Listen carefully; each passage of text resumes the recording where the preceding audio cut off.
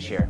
I'm a writer, and I have been since I was young, you know, and I've been taken by, you know, by Surfer magazine since I was a little kid, especially the tales of adventure. Kevin Naughton and Peterson, his traveling companion, and those guys, you know, took off in the mid-70s and just hand-wrote letters back with some snapshots, and, you know, I'm not the only one. That really affected a lot of people. I approached Patagonia kind of with the idea, not a very fully formed idea, frankly, with the idea that I might be able to write something for the catalog, or that a photograph of the boat, it's so striking, and also the nature of this travel is by sail and by oar. There's no motor. It's truly gliding across the planet by the elements, and that in itself is a wonderful, wonderful practice, and Patagonia is so supportive of those types of things. And so, you know, before there was any talk of any book, I had proposed, well, I was going on this journey. The first thing was the impulse to have a boat for that water.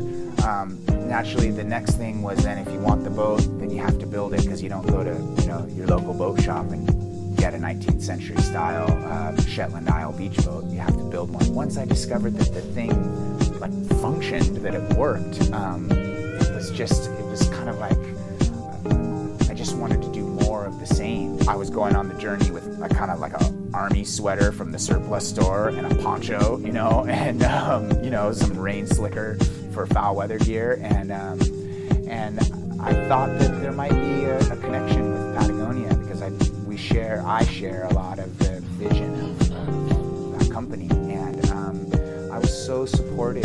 They live, and this is a Patagonia term, an examined life. They don't just make stuff and sell it.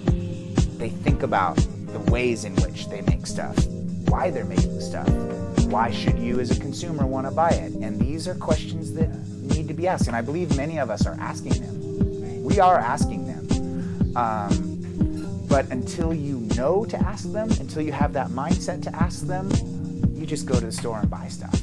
You know, I think if you're a healthy person, I don't think you can see a dolphin or a seal or a seabird and not kind of remember a little bit the child that you are in the playground who's just stoked to see another kid. I mean, because we're sharing this. I mean, all of us in the animal kingdom. You know, beyond just the message of, you know, be sure to do your recycling or something, which is of course very important. In that same mindset of doing your recycling, why would it matter to do your recycling? Because, or take a 6-pack ring and be sure to cut it every time before you throw it in the garbage, because that's going to strangle some creature when you don't know. That's of course not one's intention when they throw the 6-pack ring away. It's going to go to the landfill and out of sight, out of mind. But a simple step like cutting it, if by chance, you know, it falls off the garbage truck, it gets in the storm drain, a storm comes then 3 weeks later and flushes it down, and it ends up in the drink.